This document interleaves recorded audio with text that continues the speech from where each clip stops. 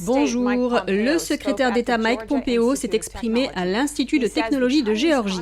Il a déclaré, je cite, « Le Parti communiste chinois empoisonne nos institutions ». Lui et le directeur du renseignement national décrivent la stratégie du PCC comme, je cite, « du vol, de la copie, de la substitution et de la répression ». Le secrétaire d'État Mike Pompeo a demandé aux écoles d'intensifier la lutte contre le Parti communiste chinois. Il a déclaré que les administrateurs doivent fermer les groupes financés par le PCC. Les chercheurs, a-t-il dit, doivent être vigilants contre la fraude et le vol du PCC. Il a demandé aux étudiants de défendre réellement la liberté d'expression. Il a dit, je cite, « Beaucoup de nos universités sont achetées par Pékin ». Quelles autres mauvaises décisions les écoles prendront-elles parce qu'elles sont dépendantes de l'argent du PCC? Quels professeurs pourront-ils recruter ou faire taire? Quels vols ou espionnages vont-ils simplement superviser? Quelles affaires seront conclues? Pompeo a déclaré que la Chine envoie 400 000 étudiants par an aux États-Unis et que les écoles américaines ont reçu au moins 1,3 milliard de dollars de la Chine depuis 2013. De nombreuses universités ont omis de divulguer les dons et les financements reçus par le régime chinois. Il a donné plusieurs exemples d'étudiants des universités américaines harcelés et réprimés par le Parti communiste chinois. Un étudiant de l'université de Géorgie a déclaré Je cite, « Ils m'ont harcelé à plusieurs reprises et m'ont demandé de leur donner des informations sur les activités des militants pour la démocratie et des dissidents à l'étranger. Et ils sont particulièrement intéressés par les activités des Ouïghours et des Tibétains. » Fin de la citation. À Princeton, juste cette année, les étudiants dans un cours de politique chinoise ont été obligés d'utiliser des pseudonymes sur leur travail, de peur que le PCC ne découvre leur identité et ne les poursuive pour avoir exprimé librement leurs opinions sur Hong Kong, qui est soumise à la nouvelle loi draconienne sur la sécurité imposée par le PCC. C'est ici que cela s'est passé, ici même, aux États-Unis d'Amérique, des étudiants américains. Il a également parlé du cas de Vera Tzu, une résidente permanente américaine qui a étudié à l'université de Washington. En octobre 2017, elle s'est rendue en Chine pour rendre visite à son père et elle a été placée dans un camp de rééducation pendant 5 mois, puis assignée à résidence pendant 18 mois. Tout cela pour avoir utilisé une connexion à un réseau privé pour se connecter à son école. L'équipe du département d'État américain a adressé une pétition à son école pour plaider en faveur de son retour. Mais à l'université de Washington, une femme nommée Sarah Castro, chef du bureau des relations fédérales, a dit que l'université ne pouvait pas aider à cause d'un accord de plusieurs millions de dollars avec la Chine. Tzu a été libéré, mais sans l'aide de son école. Pompeo a déclaré que les États-Unis ne peuvent pas permettre, je cite, à ce régime tyrannique de voler nos biens, de laver le cerveau de notre peuple ou d'acheter nos institutions pour les aider à couvrir leurs activités. Un avocat américain du Delaware enquête sur les impôts du fils de Joe Biden, Hunter, et c'est lui-même qui l'affirme. Hunter a déclaré que son équipe juridique a été informée. Il ajoute qu'il prend la chose au sérieux et qu'il est, je cite, confiant que l'affaire montrera que ses comportements sont légaux.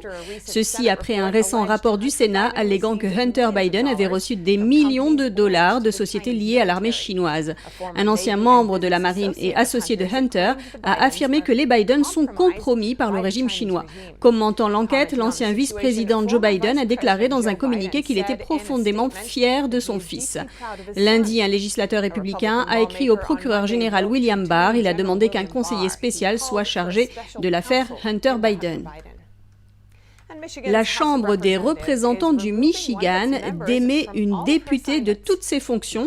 Elle a menacé les électeurs de Trump dans une vidéo en direct sur sa page Facebook. Les détails en images. Ceci est juste un avertissement pour vous, les Trumpistes. Soyez prudents. Marchez sur vos gardes. Nous ne jouons plus. C'est fini, les manigances. Trop, c'est trop. Et pour ceux parmi vous qui sont des soldats, vous savez ce qu'il vous reste à faire. Et faites-le bien. Soyez disciplinés. Faites-leur payer.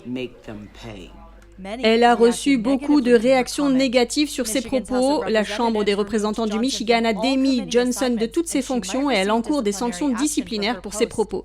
Johnson a participé aux auditions du comité de surveillance de la Chambre du Michigan le 2 décembre. Elle s'y est entretenue avec le président du comité, Matt Hall. Quelle est votre question, député?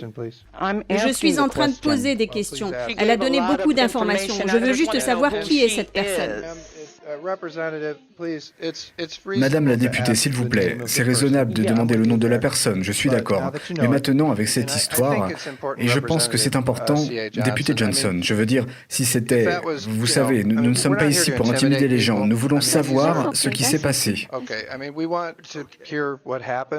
En réponse à ces propos, la Chambre des représentants du Michigan a publié une lettre disant que toutes les formes de menaces, qu'elles soient adressées à des démocrates ou des républicains, sont inacceptables et vont à l'encontre des valeurs américaines, et cela est d'autant plus grave venant d'une députée élue. Alors que la date limite pour le vote des grands électeurs approche à grands pas, un groupe de législateurs géorgiens prend de nouvelles mesures qui pourraient modifier la liste de leurs grands électeurs. Un groupe de législateurs géorgiens prévoit de se joindre au procès majeur du Texas qui pourra avoir un impact sur les électeurs présidentiels dans leur propre État. Je pense que c'est un procès très viable. Le Texas a déposé une plainte mardi. Il demande à la Cour suprême d'ordonner à 4 États, dont la Géorgie, de confier la désignation de nouveaux grands électeurs aux assemblées législatives de ces États. Le procès soutient que le principal responsable des élections en Géorgie a apporté des modifications aux règles électorales sans l'approbation de la législature de l'État et que ces modifications ont profité à Biden. La loi est claire, le législateur a l'obligation de faire ses lois. Elle n'a pas été suivie. Nous allons donc nous joindre à ce procès et déposer un mémoire d'amicus curiae. Le mémoire d'amicus curiae est un moyen pour les tiers d'influencer la décision d'un tribunal. Cette mesure a été prise après que certains sénateurs républicains ne soient pas parvenus à convoquer une session spéciale pour sélectionner les électeurs présidentiels. Maintenant, en raison des contraintes de temps, nous attendons les résultats du procès au Texas. La date limite pour la certification des élections est lundi prochain, mais avec le procès en cours au Texas, le sénateur Lee Gunn a déclaré que la Cour suprême pourrait retarder la date limite, prendre une décision avant ou retourner l'affaire devant l'État.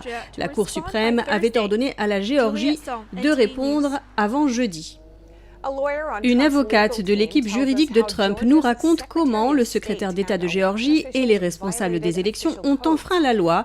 Il y a des mineurs inscrits sur les listes électorales, des électeurs résidant hors de l'État, et il n'y a peut-être eu aucune vérification de signature dans certains comtés. La marge entre Biden et Trump a pu être fortement influencée par des dizaines de milliers de bulletins de vote irréguliers. L'avocate Cleta Mitchell dit qu'elle a les yeux sur la Géorgie depuis le 4 novembre, date à laquelle la Maison-Blanche lui a demandé de s'assurer que la loi est respectée dans le processus électoral.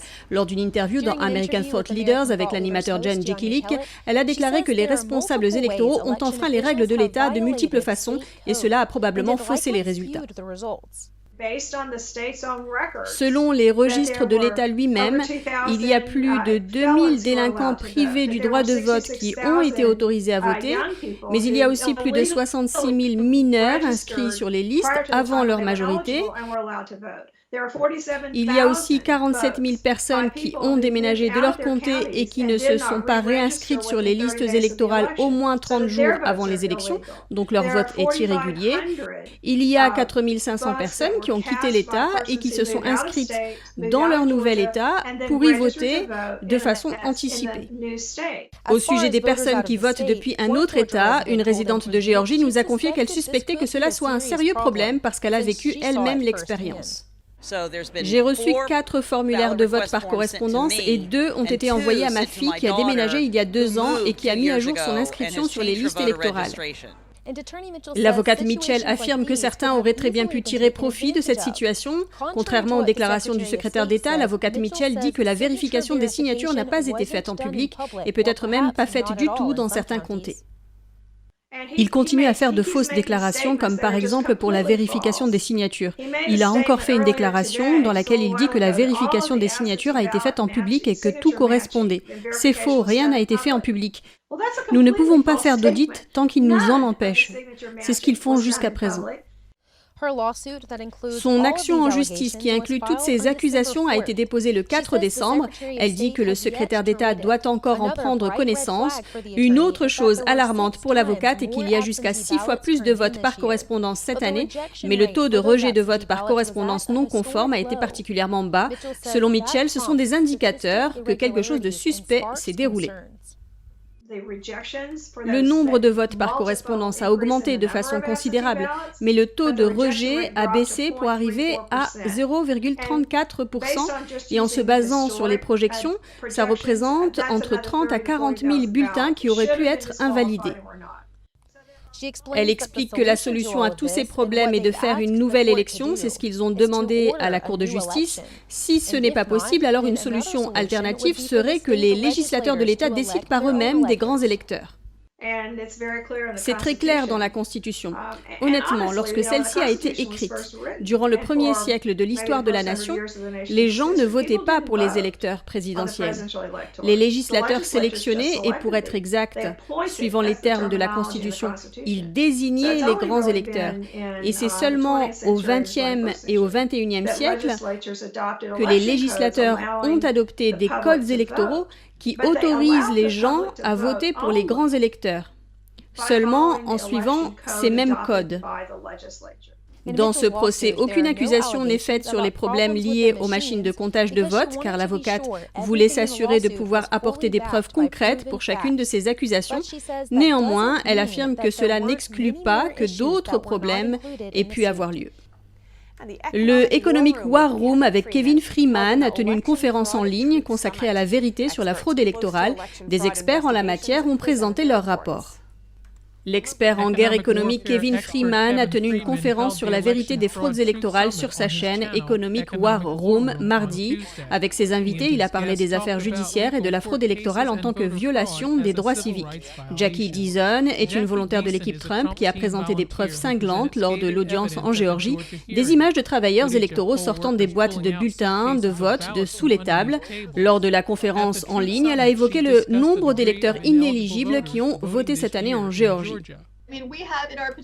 Dans notre recueil de contestation, nous avons environ 2500 délinquants privés du droit civique qui ont voté, environ 66 000 mineurs inscrits, 2400 personnes qui n'étaient pas sur les listes électorales, environ 5 000 personnes qui se sont inscrites dans un autre État après s'être inscrites en Géorgie, qui par définition, selon la loi de l'État, perdent leur droit de voter.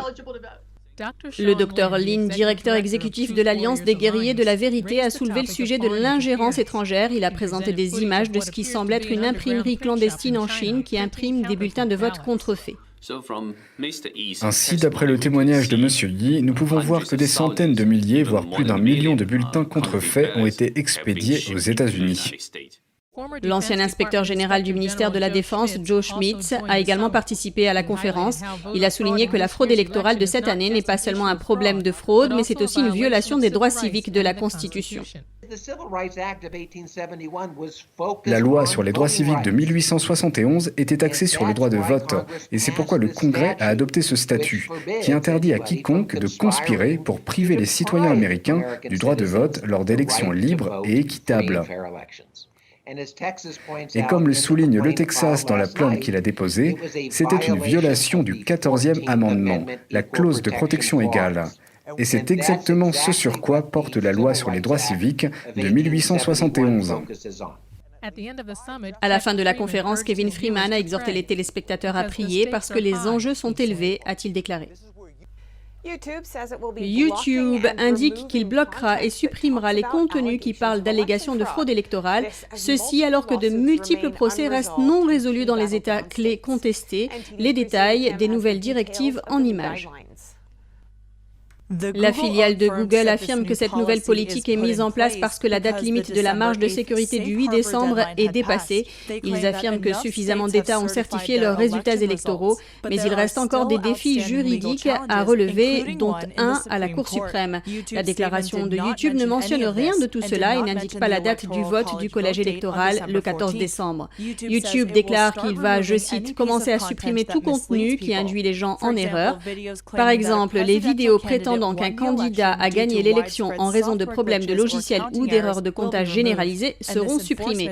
Et ce contrôle s'intensifiera dans les semaines à venir. Depuis septembre, YouTube a supprimé plus de 8000 chaînes et des milliers de vidéos dont la plupart ont été retirées avant d'avoir été visionnées 100 fois. La société affirme, je cite, qu'elle guidera les gens vers les informations faisant autorité fournies par les organes d'information des entreprises comme ABC, CBS, NBC ou CNN. CNN. Cependant, depuis les élections, ces organes d'information n'ont guère couvert les procès ou les allégations de fraude électorale. Certains disent que cette censure rappelle les tactiques communistes, d'autres la qualifient d'hypocrite. Le responsable des médias sociaux du Daily Caller, Logan Hall, a publié des captures d'écran montrant que YouTube n'avait à aucun moment supprimé les messages alléguant une fraude électorale lors des élections de mi-mandat de 2018 ou des élections générales de 2016. Il affirme qu'aucune date limite de la marge de sécurité n'a été appliquée à ces messages. Cette décision intervient alors que YouTube et d'autres sociétés de médias sociaux sont sous le feu des critiques pour avoir contrôlé et censuré le contenu de leur plateforme. En octobre 2020, un procès contre YouTube a allégué que l'entreprise avait enfreint à plusieurs reprises ses propres conditions de service en supprimant des pages ou en les suspendant sans raison et sans donner de motif. Pour éviter la censure de YouTube, vous pouvez vous rendre dès maintenant sur notre site internet et vous inscrire à la newsletter pour pouvoir recevoir toutes les informations et continuer à nous suivre sur la toile. Par ailleurs, vous pouvez également nous retrouver sur les plateformes Odyssey et Rumble.